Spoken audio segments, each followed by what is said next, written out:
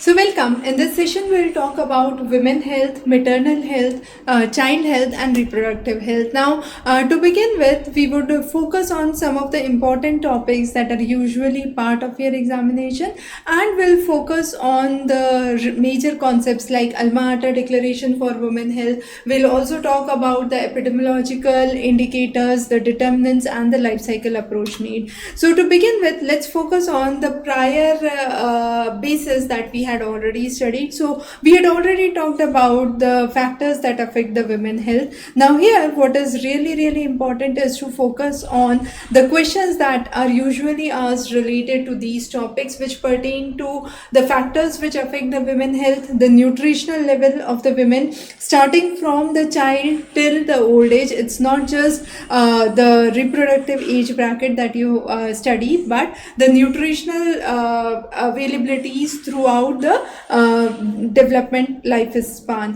The next is the life stages for the nutritional needs. So here we need to focus on specifically the adolescent girls and the old age women, also taking into account the micronutrients and the low weight babies, and the nutritional requirement for low weight babies are important.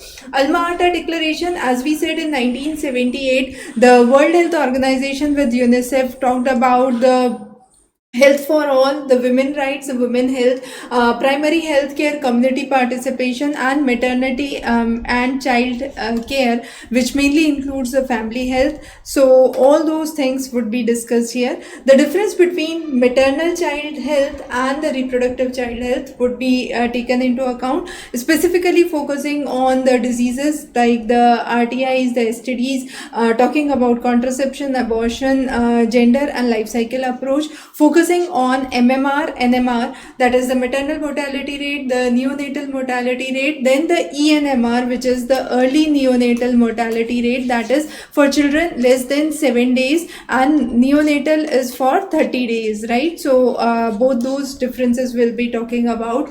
And then focusing on the under 5 mortality rate is again very important. So neonatal under the first 28 days, infant mortality under 1 year, under 5 is from the birth till the 5th birthday, and all of these pertain to per thousand of living births. So again that denominator value is important.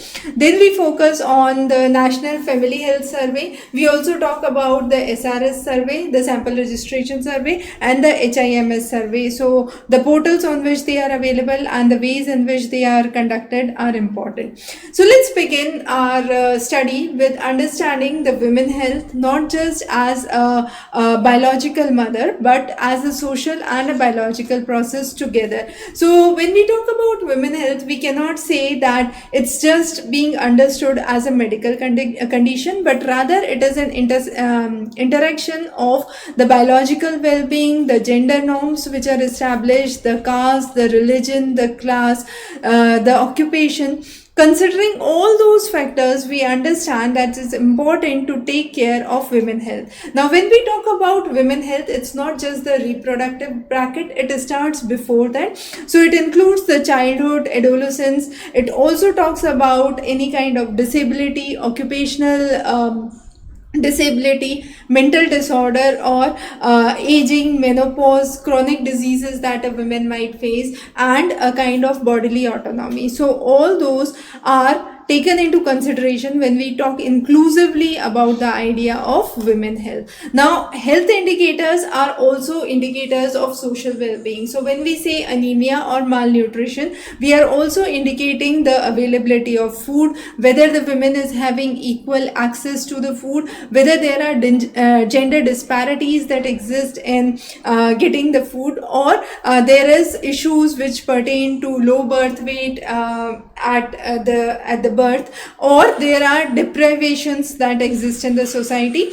Also, taking care of the proper rest, care, and public services are some of the important aspects. So when we focus on all these aspects, we can say that it is a cumulative life cycle. It's not just a fixed age bracket that you are studying, but it's a cumulative life cycle which actually expands for a longer duration. And also we need to understand the risk factors. Now these risk factors are important, specifically in the areas where anemia anemia is prevalent in the population, where malnutrition is prevalent. In those cases, during pregnancy, the risk factors needs to be analyzed and the reproductive health care needs to be strengthened. So when we focus on the health care, there are 4 different layers of framework that we study.